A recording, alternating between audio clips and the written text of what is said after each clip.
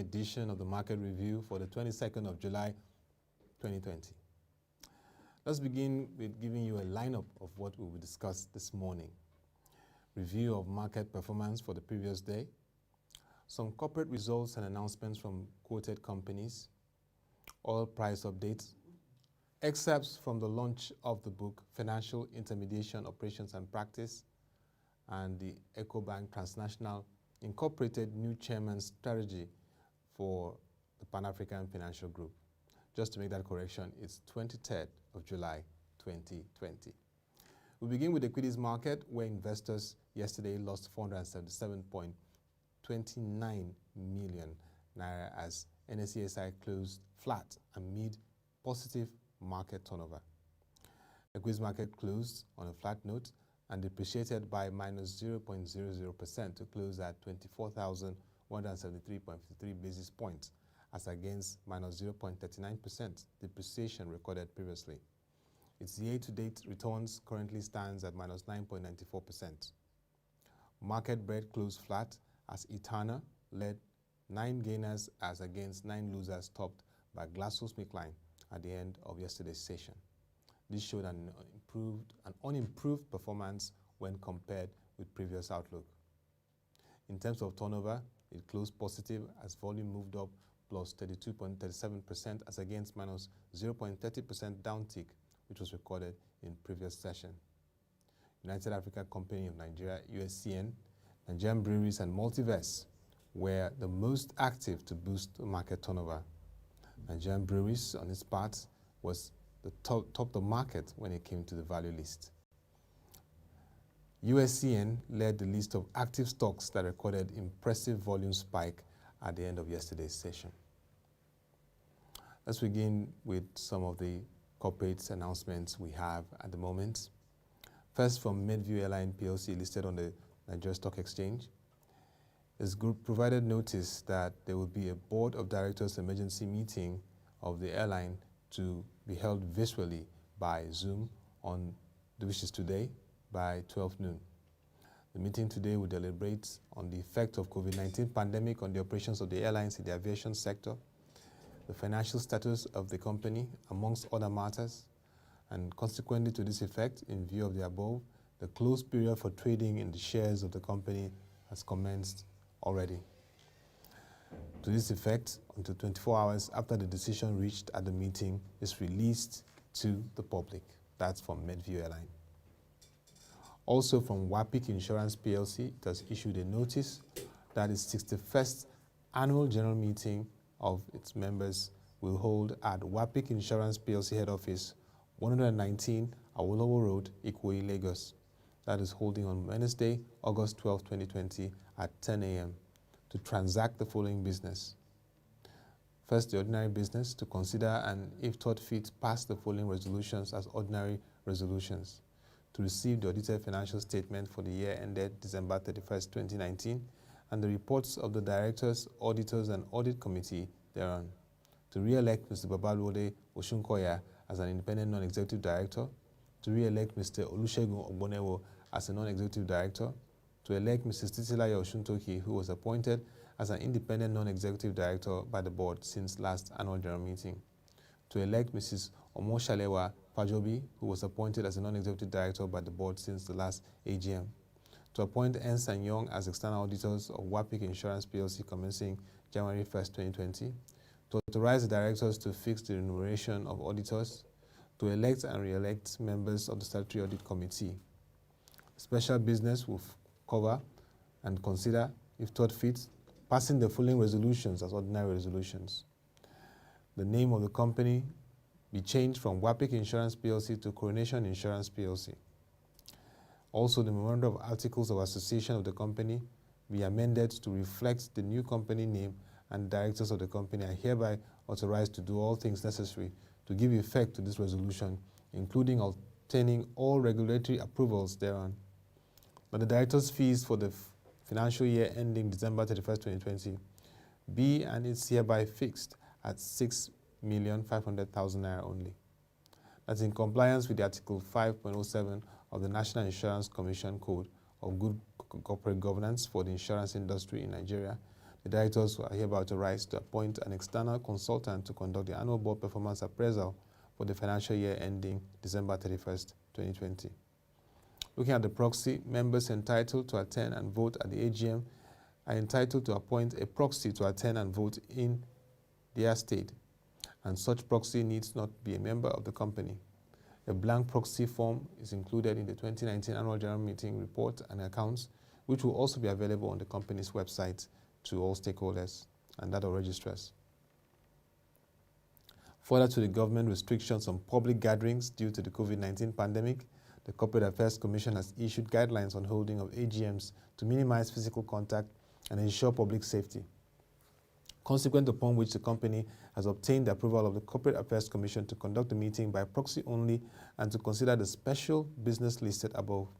Shareholders are therefore required to appoint a proxy of their choice from the list of nominated proxies below and deposit their completed proxy forms at the Office of the Registrars, United Securities Limited, number 9 Amodu Ojikutu Street, Victoria Island, Lagos, not later than 48 hours prior to the time of the meeting.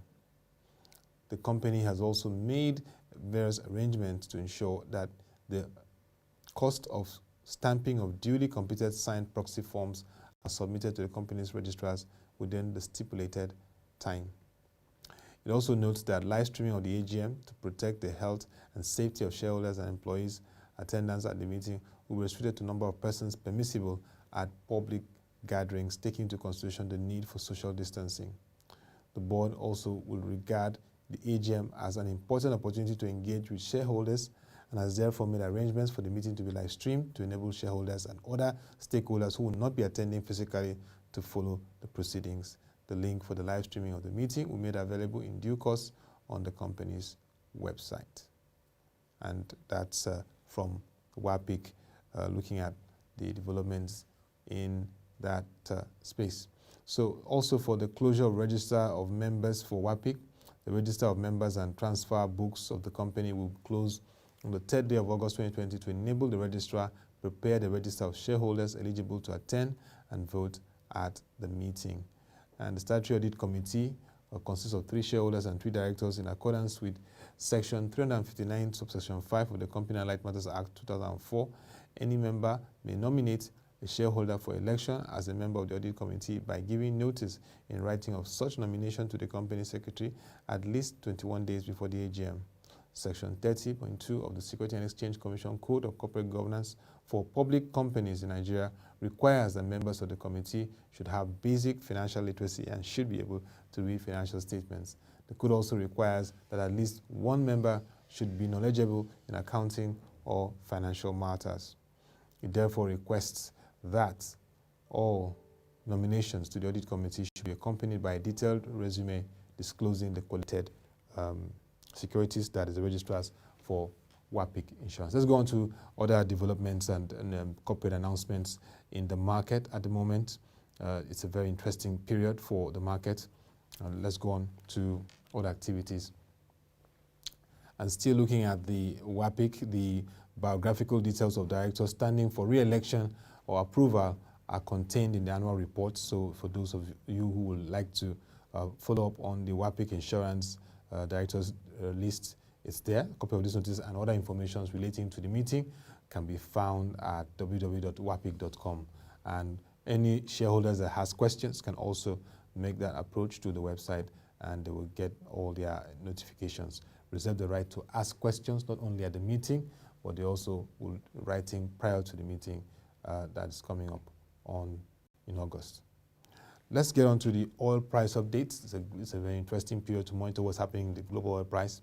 The American Petroleum Institute has estimated a build in crude oil inventories of 7.544 million barrels for the week ending July 17. That's the previous week. Bulls were disappointed with the news as analysts had predicted an inventory draw of 1.950 million barrels. In the previous week, the API reported a major decrease in crude oil inventories of 8.322 million barrels after analysts had predicted a much smaller draw. The Western Texas Intermediate was trading up on, as at last week afternoon prior to the API's data release, with markets ignoring the uptick in the number of new coronavirus cases in the United States. instead focusing on the vaccine prospects and a successful European stimulus package that was passed.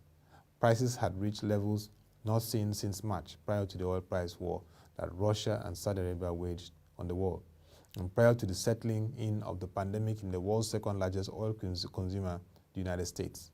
Oil production in the U.S. has now fallen from 13.1 million barrels per day on March 13th to 11 million barrels per day by July 10th.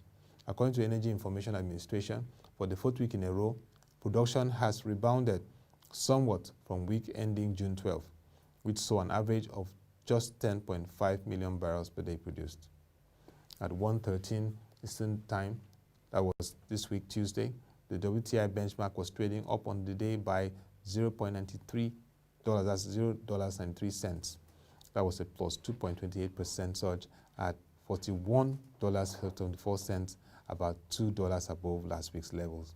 The price of a Brent barrel was trading up as well by 0.99 cents in terms of surge, that's plus 2.29% at $44.27, also $2 per barrel higher than this time last week.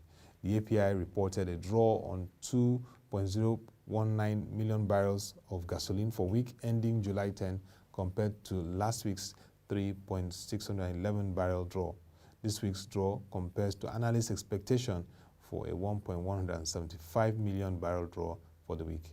Distillate inventories were down by 1.357 million barrels for the week compared to last week's 3.03 million barrels built, while crushing inventories saw an increase of 716,000 barrels.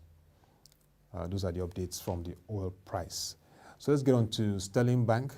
Sterling Bank is notifying the Nigerian Stock Exchange shareholders that a meeting of the board of the bank will be held in Lagos next week, Wednesday, 29th July 2020 at 10 a.m. to consider the bank's unaudited financial statements for the period ended 30th June 2020. The bank has declared a closed period for trading in its shares from 18 July 2020 until 24 hours after the unaudited financial statements for the period ended 30th June 2020 are released on the floor of the exchange.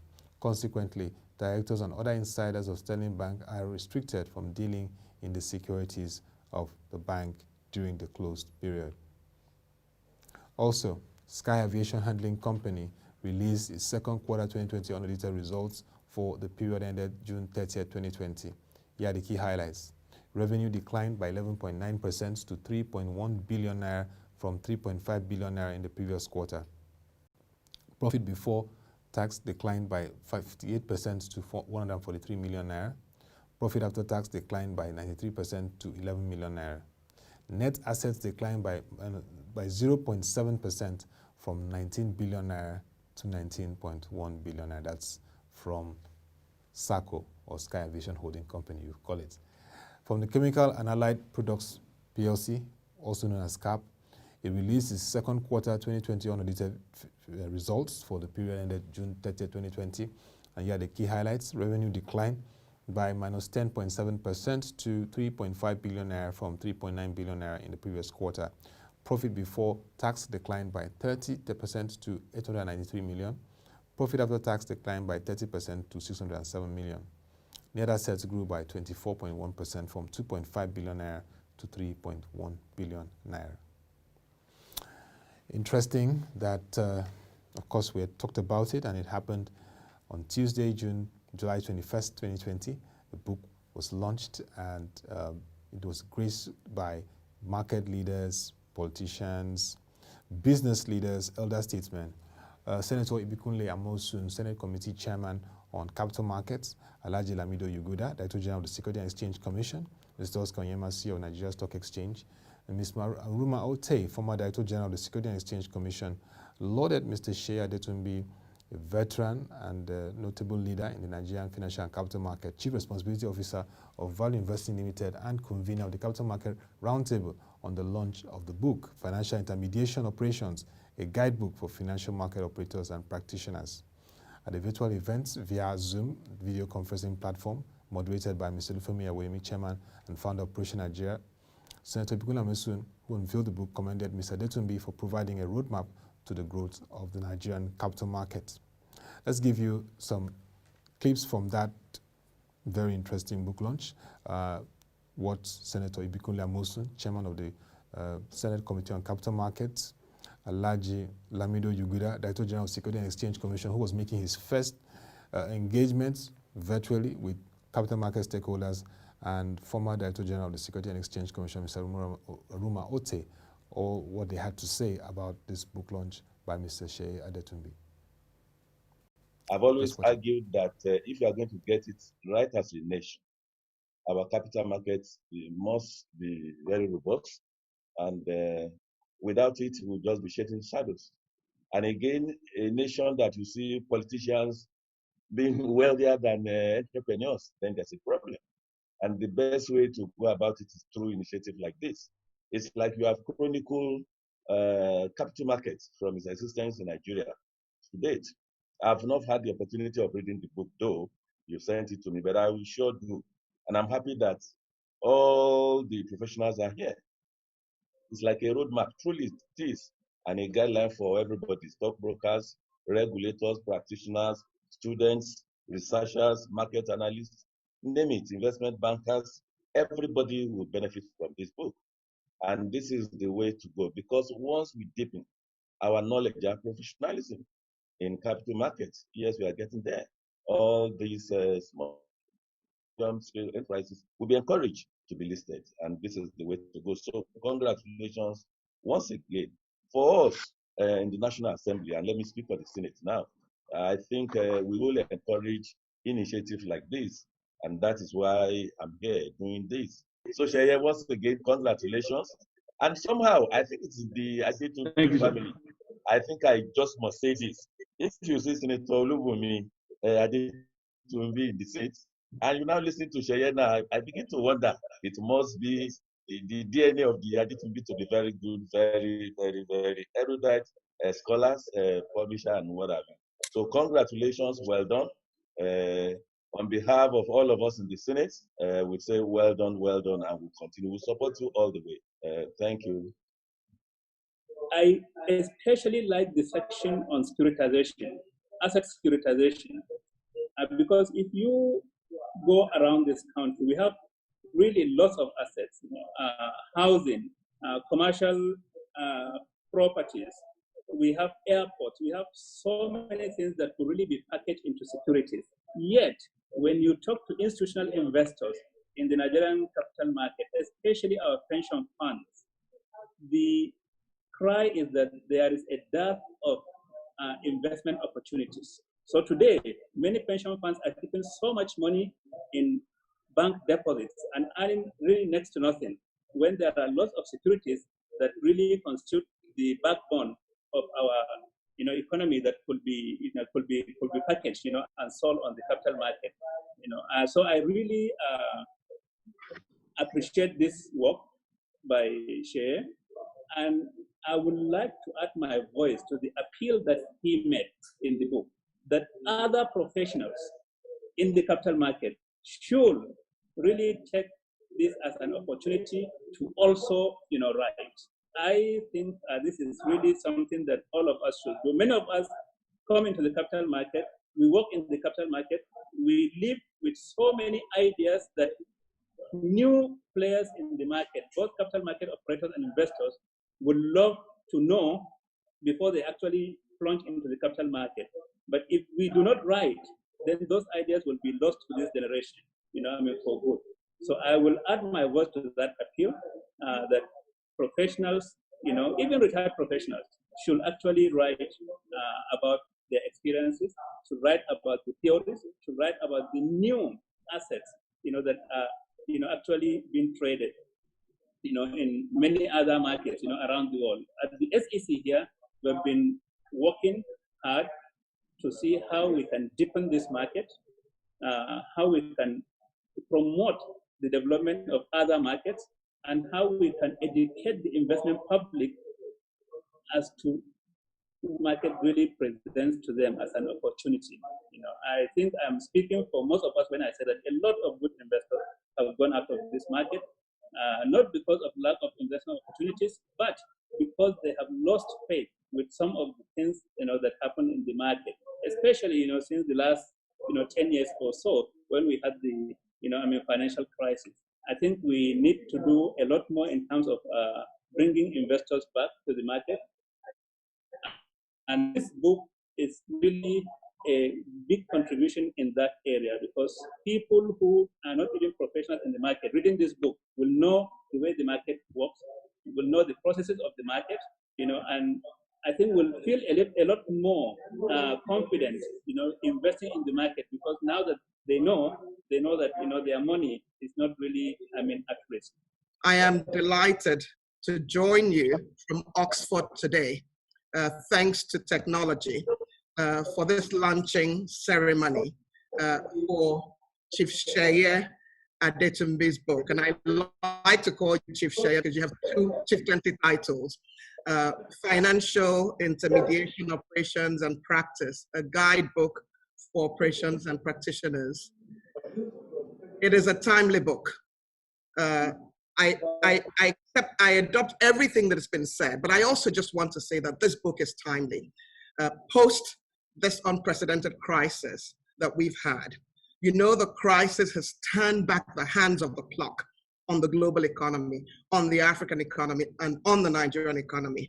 Indeed, as many of you know, people suggest that we will have the first recession for Africa as a whole in more than 25 years. And of course, people estimate that our own economy will contract from between 3.4% to 8.9%.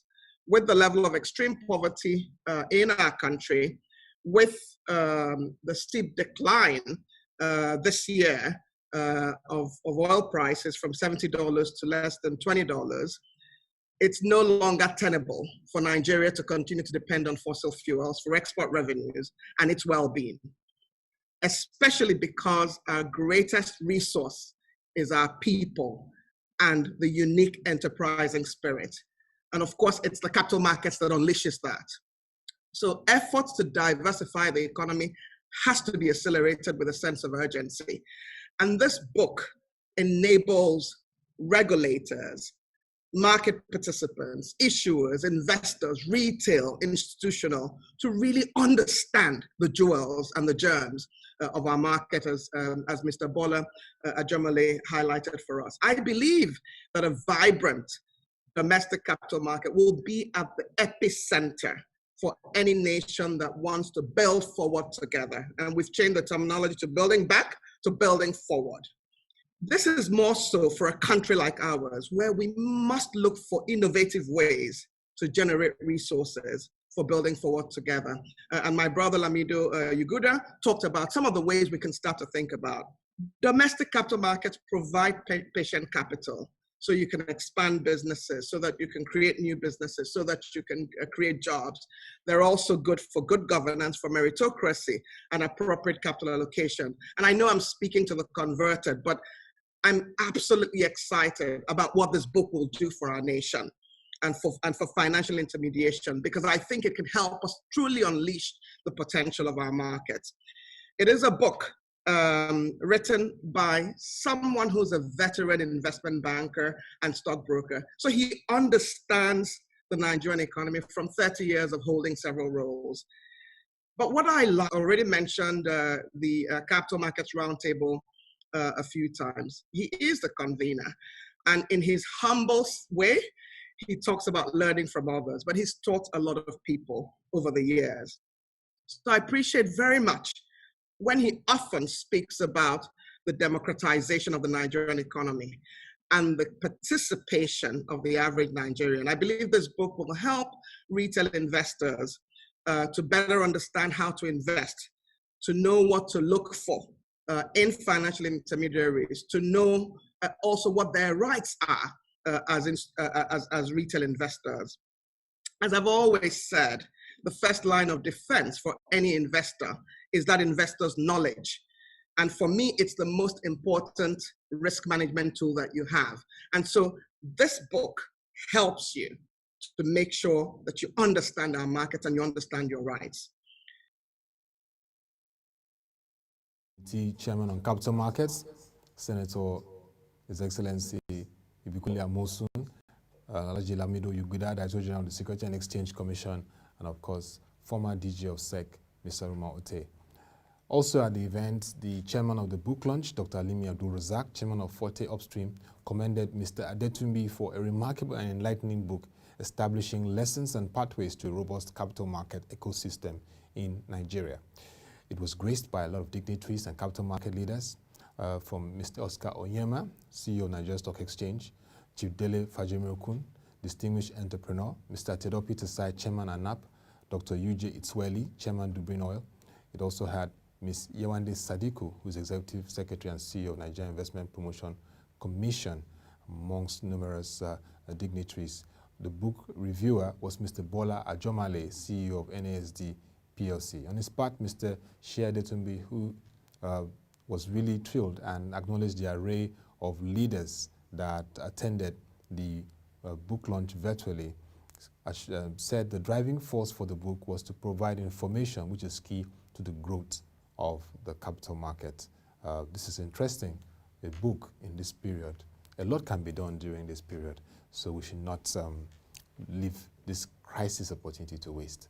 That is one way to demonstrate resilience, intelligence, and bringing up the market information. Like we always say, information is key to the market. So when we have books like this, it helps to enrich investors' understanding of the market. Just quickly, the Nigerian subsidiary remains a top priority for Ecobank Transnational Incorporated. That is good news for Nigeria in terms of its operations across Africa as the Pan-African financial institution navigates the COVID-19 pandemic. Mr. Alan Nkoncho, the newly appointed chairman of the banking group, disclosed this yesterday in a Q&A session with the financial media correspondents across the African region. According to him, Nigeria is the major subsidiary in the group, and all the prevailing issues in the operations will be addressed through strategic initiatives engaging the management in the country. Selen Kochu, speaking further, said the focus of Ecobank Transnational Incorporated under his chairmanship will, amongst others, seek to strengthen its risk management framework and scale the group's digital strategy. According to him, improving the customer experience will continue to be the paramount focus for the financial group. On his part, during the Q&A session, the group CEO of ETI, Mr. Ade Ayeyemi, said Nigeria was the biggest opportunity for the financial institution beyond the market, and is vital for the delivery of robust financial services in the African region. Responding to questions on the IAS 21, Mr. Ayeyemi noted that ETI has been working with professionals to enable the group adopt effective accounting and reporting policies. He assured that the process will not be different from the IFRS 9, which ETI aligned with in terms of compliance and reporting standards. Looking at the recent decision by the Central Bank of Nigeria to move towards unifying the exchange rates in line with the recommendations of the International Monetary Fund and World Bank, Mr. Ayeyemi lauded the decision, describing it as a good step in the right direction, which will receive the support of ETI. For supporting SMEs and small businesses in this period, both Mr. Allen Concha and Mr. Ayeyemi agreed that ETI has been working closely with African Union and other related development finance institutions to provide support to small businesses in the region, especially during the COVID-19 period. The ETI chairman restated the commitment of the financial institution to the African Continental Free Trade Agreement and its full support for intra-regional trade. On speculations of possible right-sizing in the group, the GCEO, Mr. Ayeyemi, informed the financial correspondents that no decision has been taken to that effect, and whatever steps are taken will follow a decent and humane process. Those are insights from ETI. And that will be all for the market review today. You can join us throughout the week for our reports, analysis, and exclusive interviews on the Nigerian capital market. It's been an interesting week so far. Today is Thursday, penultimate to the last active day for the week. Also log on to our website, www.proshange.com, to watch our videos with the news reports and analysis. And this is a note to all investors and the public. Please beware of online platforms that promise 100 to 200% returns, are not registered or do not have regulation, are not regulated by the Securities and Exchange Commission. Do not give in to their schemes and strategies, because they will continue to come out to rip off all your hard-earned savings and benefits. That'll be all for this edition.